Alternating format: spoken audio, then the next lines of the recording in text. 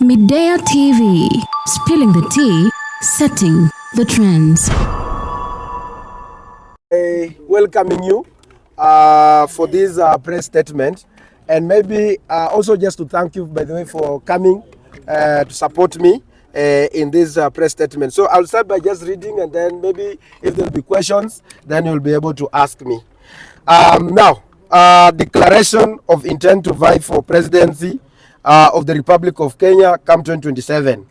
Fellow Kenyans, friends and patriots, today I stand before you with humility, courage and great conviction to announce I, Honorable Peter Kalero Salasya, Member of Parliament for Mumias East Constituency, officially declare my intentions to vie for the presidency of the Republic of Kenya in the year 2027 general election.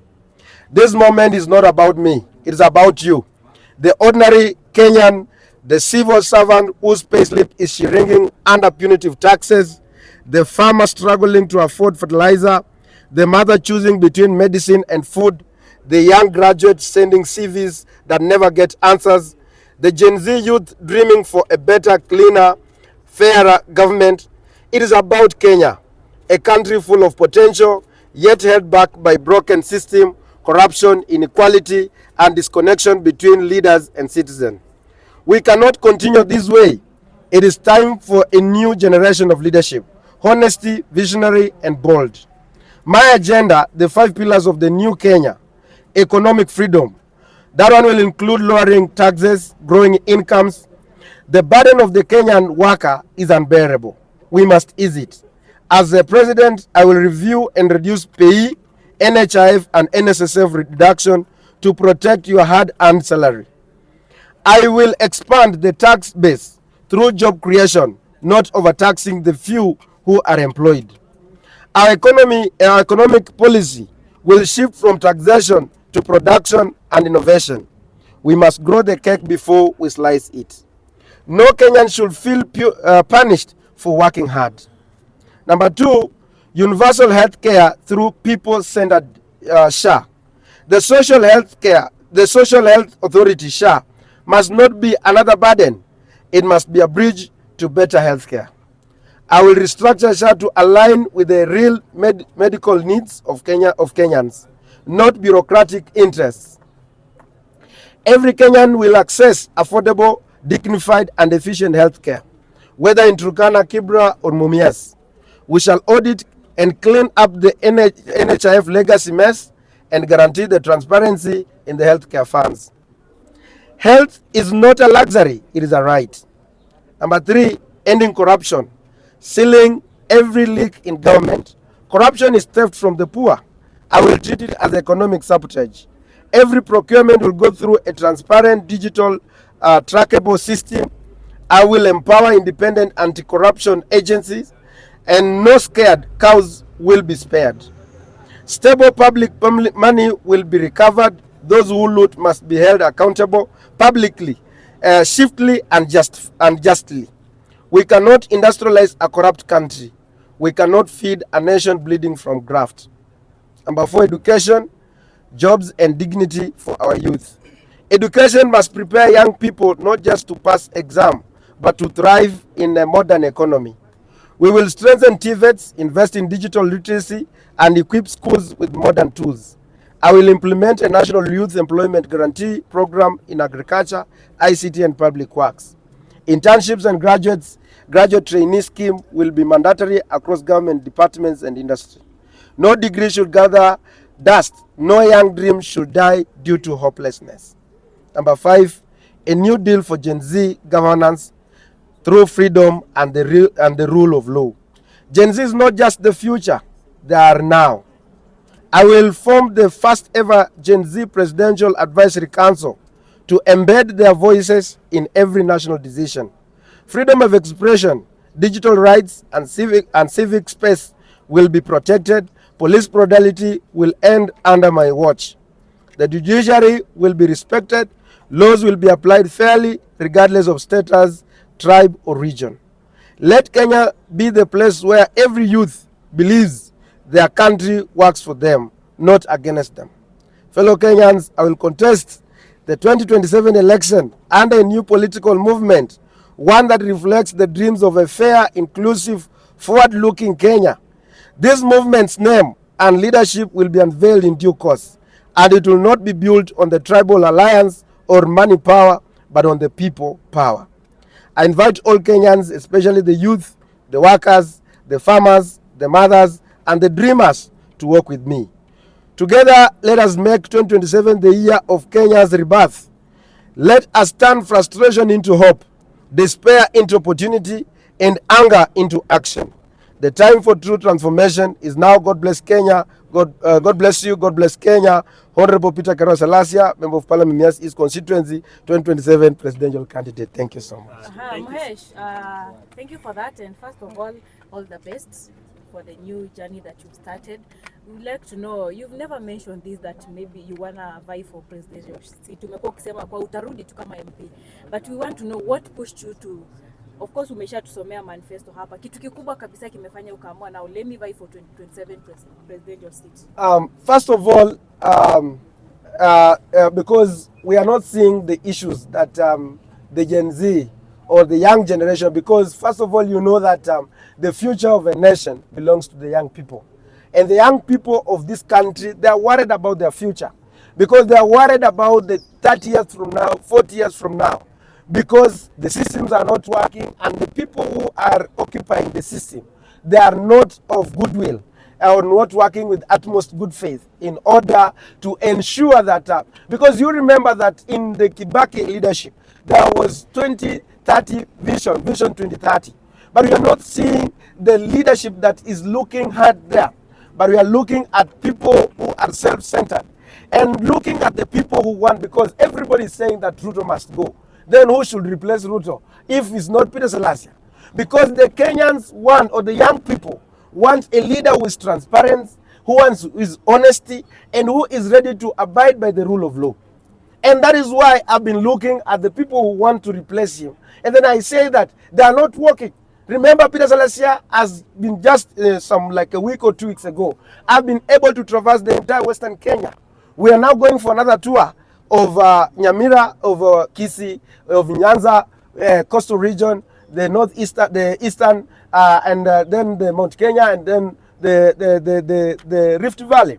And because we've also seen that as much as we embrace from where we come from, the tribal, whatever, but the youth, the young people, are not interested about the who come, because at the end of the day, when these people get the position, it is about them. It's not about the other people or the entire community. It's about the few cronies, the few friends. And that is what now the young people, in their, what they want is the fairness in their CVs, fairness in their whatever, in whatever they do. And this is what has really made me to come out and say that as a young person, because by 2027 I'll be turning 35 years old. So which means that I'll be in a threshold to hold a constitutional role of being the president of the Republic of Kenya. Remember the countries like Burkina Faso, people like Kina Traore, they are young people. And you see that the darling of the Africans, because they want their country to be self-sustainable. And that is why you see people like in Obama, people who took when at the, because when I take the president at this early age, I know I still have like about, maybe by God's grace, I want to get to around 90 or 100 years by God's grace. So which means that I have to live with these people, and I have to maintain the legacy that will enable me to live good in happiness with these people. But these people, the older generation, they don't care. They think about few years remaining by God's grace. Okay, we are not praying for anyone, whatever. And that is what has really prompted me. And I'm a leader who is who knows how to balance leadership. There is time for fun, there is time for leadership, there is time to provide way, and all those things, and all those qualities I do have. I'm a graduate from the Egerton University, and I did Bachelor of Commerce, Banking and Finance, and I also worked as a banker and I worked as a teller. And even in my history, I never stole money from either. I used to get a salary of 50,000 shillings, and I used to handle every day 30 million. So which means that I'm a person who is self-driven and who has the principle of accountability, principle of transparency in everything. And even for the last like 2 years in my leadership as a member of parliament of Mumias East, you can see when you walk in Mumias East constituency, it is a clear demonstration that despite of whatever we do on social media, because I like playing also, I like making jokes on social media, but I'm a very serious person when it comes to serious matters. And that is why I see I'm the only savior, God-driven, God-sent leader that who can unite this country and bring people. I know there was some anchors that we were passing around when we were saying this community is doing what, but we have healed. We are now ready to bring all the Gen Zs from Nyanza, from Kisiaya, from everywhere, so we can move together. Two questions for me. Maybe Honorable Salasya, thank you so much for telling us your intentions. We have had two issues in this country, independence of institutions. I think kuna venye institutions zingine ziko compromised. You have been in Bunge. What can you say about that? Is it part of, or is it a priority in your manifesto? Yes, part of my key manifesto is to respect the independent bodies. And one of the key reasons why this country is suffering is because the independence of these agencies, government agencies, they have failed. And that's why they cannot do what they're supposed to be doing. And if I'm the president of the Republic of Kenya, I will allow the parliament to do their work. And I will not allow the parliament to come to the State House. I'll be like the king, will be just like, because I will not allow even the parliamentary grouping in the State House. It will be like a symbol, the father of everybody. Whether it's the opposition, whether it's in the government, supporting the government, they will be all my children. I'm just saying, I'm not my children, but I'm just saying because of the virtue of being the presidency. And I will allow the judiciary to do their work.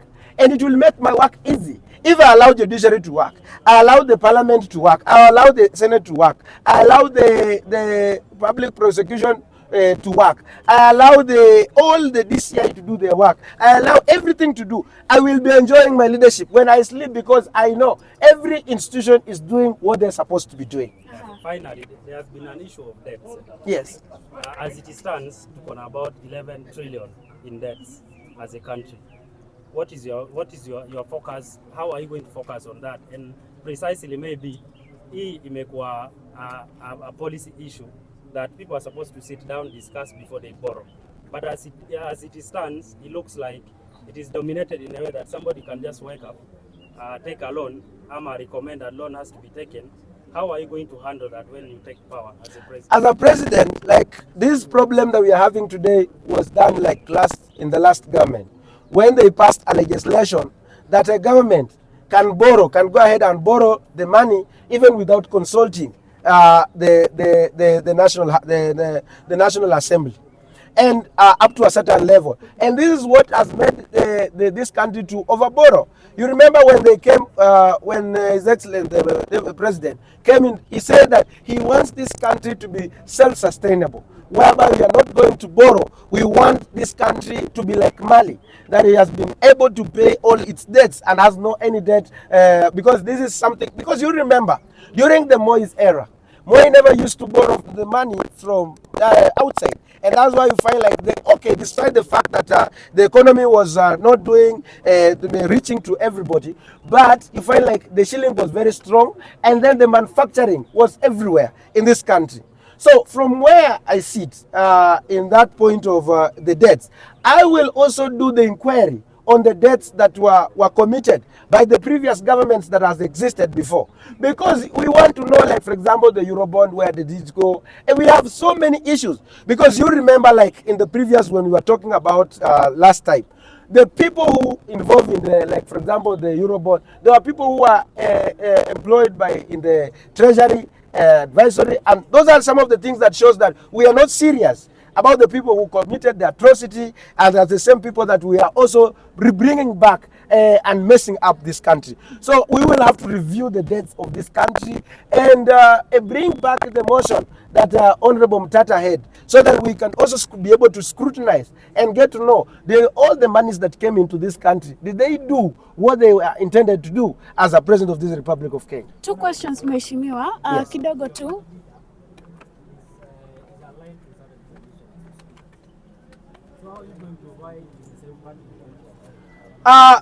First of all, this movement is not about any other person. It's about the Kenyans. Are we there? It's about the Kenyans. So if they will say that they will give me that political party to vie on it, I will not accept. I will not refuse. But if they don't, we are going to launch a political party, a political movement, and this one is going to be rolled out. So it's about them to decide whether they want me to be because now the party leader, if he's not showing the interest to vie as a president, then he should give me that political party to vie on it. If he doesn't, then I will come up with a new political movement that now will shape the politics of this country. Sorry? No, I don't know, because you see now that is my personal decision. It is my personal decision because I have the heaviness of this country. And that's why we are taking the risk of, even like, for example, most of the members will say, why can't you get maybe the pension for first? But we don't care, because we are looking at the future of this country, and we must shape the politics of this country. Yes. It's my time, eh? Sasa ukiangalia kidogo umekimbisha syllabus now tukirudi pale Mumias East ukiangalia records for the past 2 years kulikuwa na Kiharu, Murang'a, then Mumias East ukaijenga barabara, kuna KMDC ukaimaliza. How did you manage kujengea KMDC hadi umaliza? Kwa sababu ukiangalia wabunge wengine so, painting alone. Maybe because we really wanted to focus on the national, on the presidency, because that is where we really wanted to focus. But for it's about, and that is what the leadership comes from. And you have asked a very good question, by the way. The leadership, it's about how you frame. And I will also want to ask, and as a member as a president, this is what I'm proposing as a member of parliament. I will ensure that the CDF is given more powers, because the members that can be able just to oversight. My work, what I've been able to do is to provide leadership and to make sure that whoever is given is completing the project on time and proper planning. And because of that, I can be able to plan for this country the best way that has never been happened before. And also bring the professionals on board. What has been happening in this country, when I win this election, I will go for the professors. I will go for the people who have elaborate knowledge on various fields, so that we can be able to fix the messes that have been happening there. You Yes. have been looking for a wife. And We are not looking for a wife right now. We are on serious business. Yes.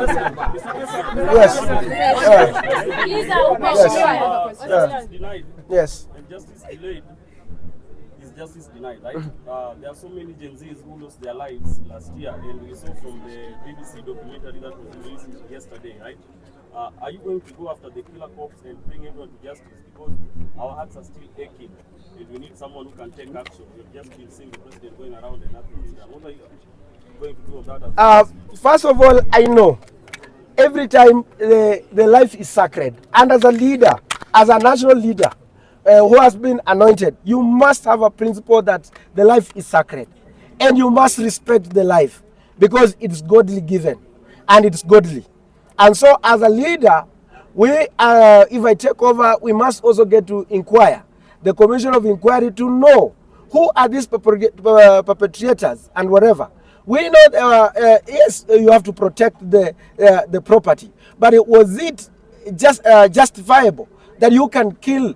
And even the story that was there where those people quarry, we want to know, like those bodies that were retrieved, where did they go? When there was a guy who was arrested at one point and then disappeared from. What happened on that? So we must, so that we can account for every life that God has given to us. So as a leader, I have to protect, because you, when you're given as a constitution, you have to protect the citizen, and you abide by the constitution that your work is to protect the lives of your people, and that is what I will have to do. Shimeo, I have a question. In regards to freedom of speech. In our government here currently, there is no freedom of speech. People are even scared to talk about their issues. How will your government ensure that there's freedom of speech in our nation?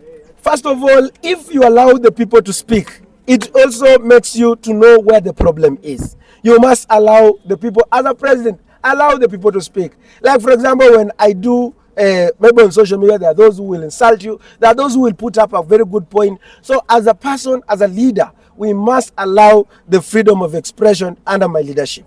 I'm live here. There is one of the biographies are insisting on yesterday's BBC. They are saying that you have not given it out. Yeah, I've given a very strong statement. It's only that maybe they didn't see it. But we want to condemn, because I was there. I was at the parliament by that time when that young man was being killed. We were there. And I think as when I take over as a president of the Republic of Kenya, I will also ask for the religious leaders to come and cleanse the parliament, because the parliament, the blood for the first time in history, since its inception, the blood was shed at the gates of the parliament. So we must also have to cleanse it so that we can purify it. It can be a holy place where good things will always come from. Should Gachagua call you to the table and ask you to partner with him, would you accept? First of all, I cannot refuse, but the thing, I don't want to be like Kina Murara. I don't want the people to be called and be like Murara. I'm a principled man. And that is how you want to be the member of parliament of Mumias East constituency. I don't believe in money thing. Yes, money is important, but I believe in the spirit of consistency. I believe in the spirit of determination. And if they will say that, Peter Salasya, you are a good man, we have seen what you have done, we want to support you to be the president of the Republic of Kenya, then let them support me. And I will deliver in the morning by saa 12, I'll be the president of the Republic of Kenya, and I'll be able, within 90 days of my leadership, Kenya will be the happiest people. By the way, Kenya will be the happiest, because every system will be running. Yes. Yes. I think that is a very important, because you see, there was that Maraga report that was done before, was tabled, but because of many reasons, it has not been picked. It has not started it off, because they believe, and we must get to know what makes the police in this country to be corrupt. Look at the United States of America.